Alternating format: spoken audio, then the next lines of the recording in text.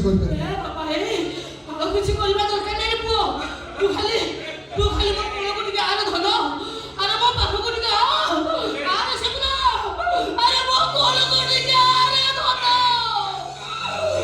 ସେଗୁରା ରେ ବହୁତ ହେଇଗଲା, ବହୁତ ସହିଲିଣି ମୁଁ, ହେଲେ ଆଉ ସହି ପାରିବିନି। ଏ ଜାନକୀର ଲାଳ ନିୟମ ଆଜି ପର୍ଯ୍ୟନ୍ତ ମତେ ମୁକ କରି ରଖିଥିଲା, ହେଲେ ଆଜି ମୁଁ କିଛି ମାନିବିନି।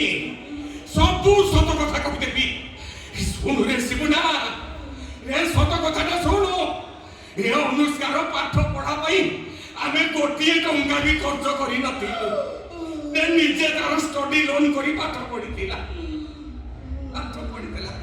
ତାହେଲେ ସେ ଯୋଉ ରାସ୍ତା କଡ଼ରେ 10 କୋଟି ଜମି ଥିଲା ତାକୁ ବିକିକି ଟଙ୍କା ସବୁ କୋଉଠି ରଖିଛ? ସେ ଟଙ୍କା ସବୁ ତ ବଡ ଭାଇର ପାଠ ପଢାରେ ଖର୍ଚ୍ଚ ହେଇଯାଇଛି। ସେଇଟା ହିଁ ତ ହଉଛି ମୋର ସବୁଠୁ ବଡ ଭୁଲ। ଆରେ ଯଦି ସାରା ପୁଅକୁ ଟିକେ ବି ଭଲ ପାଉନଥିବ, ପିଲାଦିନ ମୋ ତଣ୍ଟି ଚବି ମାରିଦେଲନି କାହିଁକି? ପିଲାଦିନ କଥା ଜମା ମନେ ପକାନି, ଜମା ମନେ ପକାନି।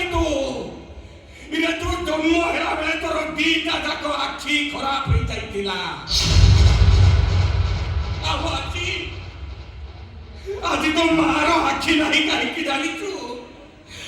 କାହିଁକି ସେ ଜୀବନ ସାରା ଅନ୍ଧୁଣୀ ହେଇ ରହିଛି ଥରେ ବୁଝିବାକୁ ଚେଷ୍ଟା କରିଛୁ? କେବଳ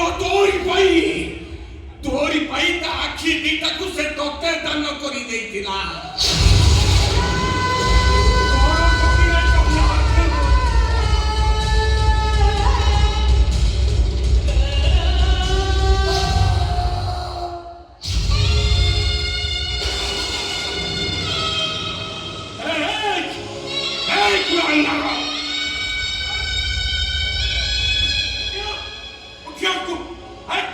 तो माँ पाखକୁ ତୁ ଯାଇପାରିବୁନି କି? ତୋ ମାଁ ପାଦ ତଳେ ପଡ଼ିପାରିବୁ?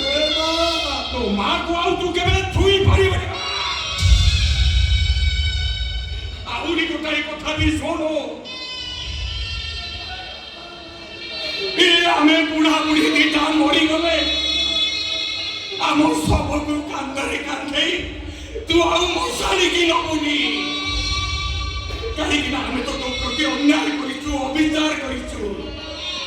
ସାନ ପୁଅ ବୋଲି ଆମେ ତୋତେ ଅଣଦେଖା କରିଛୁ। ଆମ ପ୍ରତି ତୋର ଆଜି କାହିଁକି ଏତେ ଦୟା? କଣ ପାଇଁ ଆଜି ଏତେ ଦୟା ଦେଖାଉଛୁ? ଉଠ ସାଇକୁ।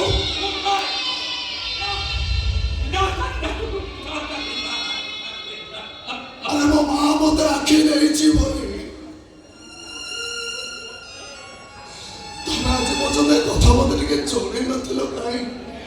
ଏଇଥିପାଇଁ ଜଣେଇ ନଥିଲା। ତୋ ଅନ୍ଧୁଳି ମା କଥା ଭାବି ଭାବି ତୁ ଜୀବନ ସାରା ଖାଲି କାନ୍ଦିଥାନ୍ତୁ। ଆଉ ସିଏ ବି ତତେ ନ ଜଣେଇକି ଲାଭ ପାଇଲା କେଜାଣି? ଜୀବନ ସାରା ସେ ଏମିତି ଖାଲି କାନ୍ଦିଲା, କାନ୍ଦି କାନ୍ଦି